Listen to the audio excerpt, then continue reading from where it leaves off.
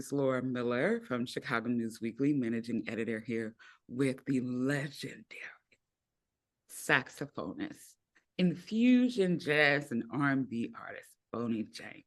Thank you so much for talking to us today, Mr. James. How are you? I'm doing great. Thanks for having me. Well, we appreciate you for taking the time because I know you're on a winter tour, a fall tour, as it will, and you're going to be here in Chicago on the 17th of December. Is that correct? Let's double check. Is that the right day? I'm trusting you on that. Yeah, 17th. I'll be there. I'll Oh, be okay, cool. Yes, there. 17th of December. It's a week from right now, Yeah, as a matter of fact. next Tuesday at Thalia Hall. Thalia Hall. I never get it right. Thalia How do Hall. they pronounce it? Is it Talia? I think it's Thalia. I don't. Oh, okay. It's got an H in it.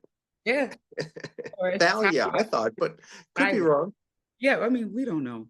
But we're going to get into, if you don't mind, I want to talk about your tenure in music, the transitions of music, genre bending, your new projects, and more. It will not be overwhelming, I guarantee you. Okay, cool. So, I learned very recently that you actually did not start with the saxophone and you started with the clarinet. Is that That's true. That is a true thing. Yeah. I went to get a trumpet and all they had were clarinets. I was 8 years old, so I took it home. I had to have something that day. hmm So I'm going to ask you a question that's going to floor you that you may or may not have an answer. It's okay if you don't. They say, as Malcolm Gladwell says, genius hours takes 10,000 hours on an instrument or Mm, anything professionally. yeah.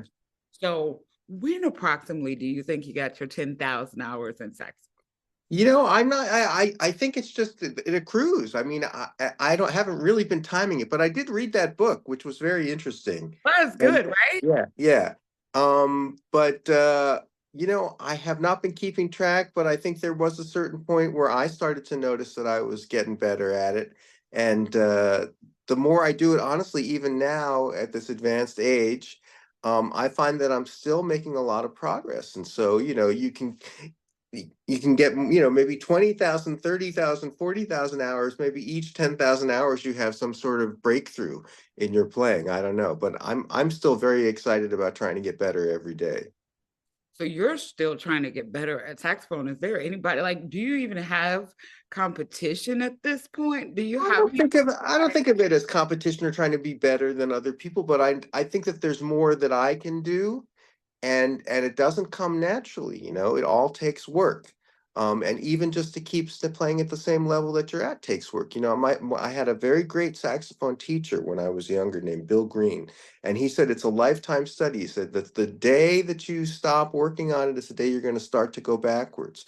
And that's a true thing. It's a very physical instrument, so even just to play like I play takes effort, daily effort. To be in condition, it's a physical, almost athletic thing. Mhm. But to I, try and learn things and grow and enhance your connection to the horn and your ability to communicate through it, I think that takes extra effort. So that's my opinion. I agree. I stopped playing the piano in 2000. Mm. I'm ruined. It's like it never happened. It was 2000. It's 2000. Like I can't, I tried to relearn and it hurt. Like my hands were no longer conditioned for the level of stretching, the amount of work, the scaling, nothing. I had to start completely over. And I still haven't been successful in starting. Well, I think languages are the same way, and I think music is the language. So if you don't speak your language, you're gonna lose the ability to speak it. So Yeah. So for someone that has been in the music business as long as you have, um, relevancy is not the easiest thing to do.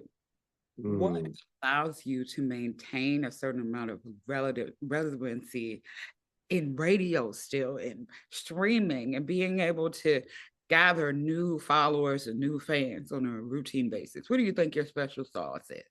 Oh Lord, whenever anybody asks me stuff like that, I really just say that I don't know, and I'm just trying to make records that I like. Mhm. And make music that I'm interested in hearing or interested in even just making, but then I want it to sound a certain way. I hear something in my head, I want to make sure that it's coming out the way I mean it to sound. And then all I can say is whether I'm digging it or not, and whether it connects with an audience or is relevant or any of those things is completely out of my hands. And so I try not to think about it. I mean, I'm very grateful when stuff does connect and Hmm. people say nice things about it or buy it, you know. But for me, the process of making it is all about just trying to make it sound good to me. Hmm. I love that. So speaking of the process of making it sound good, Slow Burn is your most recent project. And I heard it's doing really well. Yes, it's doing Number really, one really right well. now, last time I Yeah. checked. Yeah, it's doing really, really well. Yeah, we had the crossover single with October London on the R&B side made a lot of noise, which is always something that's very great. I'm grateful to have. And the instrumental song was just number one, and the record is, you know, well ahead of the last record's sales. So in this day and age, you know, it's all a beautiful thing. And Yeah, people seem to really be reacting to the new music positively when we play it in concert. And I am personally loving playing it. I think all the new songs are just so much fun to play, and I'm really proud of the record. I love that. I know you heard this question 1,000 times, but I haven't heard you answer it today. Okay. So creatively, you've made a decision to release a new album like Slow Burn. What is the idea that sparks an entire album for you? You know, it's all just whatever music, the creative processes to me is completely mysterious. You know, I can never say that something was an inspiration or like there was some triggering event or anything like that. You know, just every couple of years I start to get this urge to create something, and it takes about that time to recover from the last one. You know, it's sort of every time you make a record, it's like having a baby in a way. Yeah, for Um, sure. um, so it takes a lot out of you, and I just don't feel creative for a while. But every year and a half or so, I start to feel creative, and I get ideas for music, and then I just start collecting them. And it's interesting to me though that how every 2 years each record has its own unique character, and I guess that's just how life is. You know, it's somehow being triggered by things, but I can't put my finger on how it works or what. But I'm still grateful that I just am getting ideas for music, and it's a constant thing that pops into my head. And then my the challenge is to get that stuff down in some way that I can work on it and turn it into songs and then a record, you Mm. know. And it's just a lot of work, but I love it. Absolutely love it. I love that. And I work with artists a lot and I speak with them quite a bit. Specifically, I have a weird niche where it's like new artists and veterans. I love the space because there are similarities and there are differences, but there Mm, are some common ties I've experienced with that and being able to interview people in those different stages. And I find that a lot of musicians and artists are stressful in that low period. They're stressed out because they mm. can't create anything.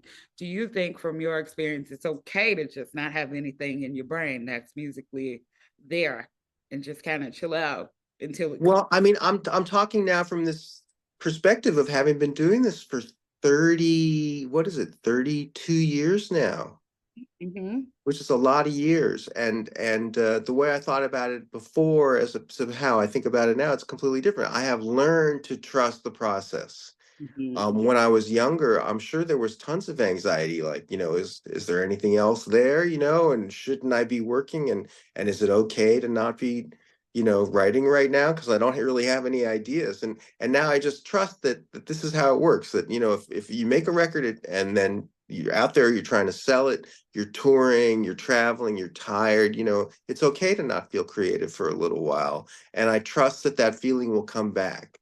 And so I don't stress about it anymore. But when I was younger, I think I must have, yeah, for sure. Definitely. I appreciate that. And they're going to be very happy that you told them. Yeah, yeah, you can learn to trust it, you Yeah. know, because it's happened enough times now. I mean, this is my 19th record. That's a lot of records. Do you- I'm not going to ask you if you have a favorite because then I'd be asking you to name all of your favorite children, and that's not fair. That's right. You have a favorite set of collaborations that you've had in your career that you're like, oh, That My gosh, I'm gonna That's remember. a tough one too. You know what, the Questlove and his team asked me that same question, and they got me to admit that from the process of making the song, that the experience I had with Layla was really, really wonderful. Layla Hathaway, because I really admire her and hadn't really known her very well. And so for her to come over here and spend the whole day in my studio here right behind us, and making that song was a good thing. And now I feel like, I have a new friend with her, and that's a beautiful thing. But I think a lot of those songs stand the test of time, and I'm really proud of every single one of them that I made.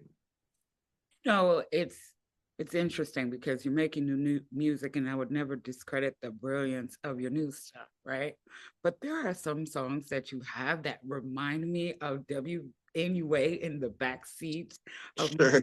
music, right? And it's like to have the luxury to create music that can like push you back in time. That's time travel in a way that you can go back and revert to your younger self.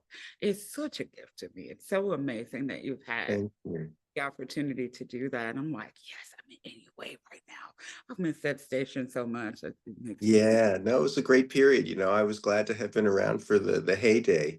yeah, But I'm also really glad that people are still, yeah. consuming the music. That people are looking for it and finding it. And even without those radio stations, I still have people that are discovering me, and it's an interesting thing that the way the music business has evolved. I love that. So I want to talk about the way the music has evolved just very quickly and no pressure because, I know this question can sometimes provide hesitancy. Um, the jazz community is very particular in my experience and Mm. not always historically welcoming.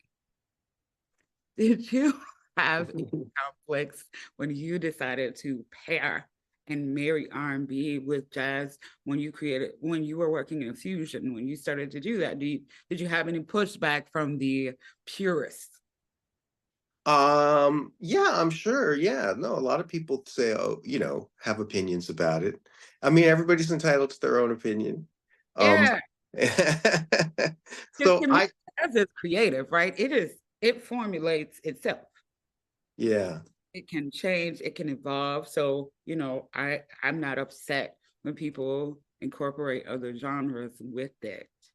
Mm. I think there are Yeah, I know people have a lot of opinions about that, and I think that whole, is it jazz, is it not jazz, and is it valuable, is it not valuable? Everyone can have their own opinion about that. I mean, I know that I'm loving what I'm doing, and I'm the only audience member I can really have any insight into anyway. So, um, oh, I'm getting it. Hold on. You there? yes, I am. You got a call. I forgot to put the do not disturb on my phone. Um, so I try I that's another thing I've learned to just not think about, honestly. I keep my head down and do my own thing, and if people want to argue about that shit, then I say let them. So not only that, you are your chosen demographic. If you're happy, it makes it easier. Sure. Yeah, there's a lot of people that dig what I'm doing, and I mean that's the thing that's really wonderful to know, is that there are people out there that have the same sensibility I do, and I came up in a period where this music was very, very vibrant. Mid '70s, there was a lot of it was like a renaissance of this kind of music, and I always really loved it and thought it was wonderful. And even back then, there was people, talking shit about people that are now considered legendary, Right. and or people talking shit about Miles even when he was doing it, Mhm. and I kind of laugh at it a little bit, and then I stop thinking about it. So I would like to share this with you. My son is 17, and I told him I was interviewing you, and he had not heard your music before. So I played it, and he was like, "Tell that guy he should consider doing anime scores." Really? Yeah. So my 17-year-old son had some I don't watch anime, so I don't even know what they sound like. they, depending on what kind of show it is, they kind of marry a lot of different genres. So I could see why he was thinking that. But yeah, my son's professional tip for you That's is funny. Yeah, I do not aspire to do scores. My wife is a director, and I did the music for a movie that she made, actually two of them, and it's very challenging to Mhm. do that. And I mean, even though I was proud to do it and I'm happy with the way it turned out, my job of just making music that's in my head that features me playing the saxophone or singers I admire is a much better job for me. I can. It seems that you found the sweet spot, and Yeah. people, fans are going to get such a treat from you at Thalia Hall next Tuesday in Chicago.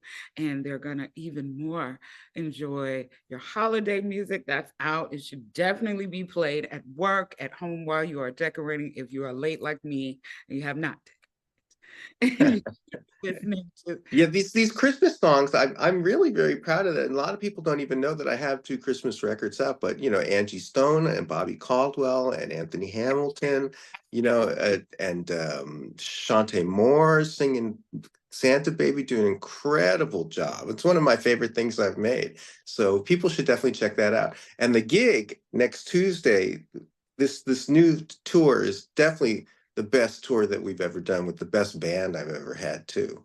Any band shout outs you'd like to give out before you? Well, Big Mike Hart is playing guitar. He's actually he's making his move to try and be an artist as well as a sideman. So he's put out a couple records. One of them was featuring me and went to number one on the